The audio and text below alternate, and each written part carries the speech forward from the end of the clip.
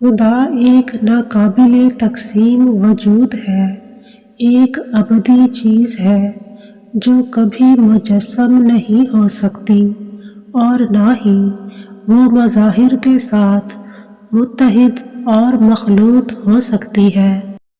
خدا کا ہو کر رہو ورنہ خود بھی نہ رہو۔ دنیا میں رہنا اور اطمینان قلب کی توقع رکھنا ایسا ہی ہے جیسے مختلف چیزوں کو یکجا کر دینا۔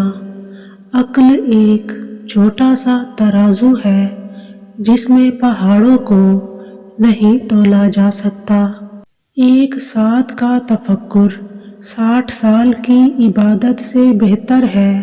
عالم کی نیند بھی عبادت ہے، جبکہ جاہل کی بیداری بھی معصیت یعنی گناہ ہے۔ اپنے کردار یا گفتار سے بدلہ لینے کی خواہش نہ کرو، بلکہ خدا کے لیے برداشت کرو۔ علم صفت الہی ہے اور عمل صفت بندہ ہے۔ قلب کا ذکر اعضاء کی عبادت سے بہتر ہے۔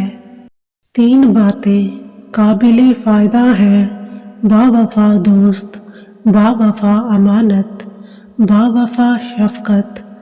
جس وعدہ کو ایفا نہیں کر سکتے وہ وعدہ کبھی بھی نہ کرو۔ کسی پر بھی لعنت نہ بھیجو، خواہ وہ ظالم یا فاسق ہی کیوں نہ ہو۔ علم درجہ کمال تک پہنچا دیتا ہے، جبکہ جہل دروازے کے اندر تک بھی جانے نہیں دیتا۔ چند ایسی خصلتیں ہیں جن پر عمل کر کے آدمی درویش ہو جاتا ہے۔ سچ یا جھوٹ پر خدا کی قسم نہ کھائے، جھوٹ کبھی نہ بولے اور وعدہ خلافی کبھی نہ کرے۔ کسی پر لعنت نہ کرے، کسی کے حق میں بد دعا نہ دے، ورنہ خدا اس کا بدلہ لے گا۔ ظاہر اور باطن میں گناہ کا قصد نہ کرے، اپنی تکلیف کا بوجھ دوسرے پر نہ ڈالے۔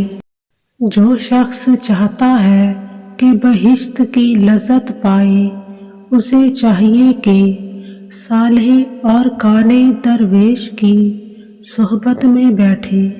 صادق وہ ہے جسے کسی بھی قسم کا خوف نہ ہو۔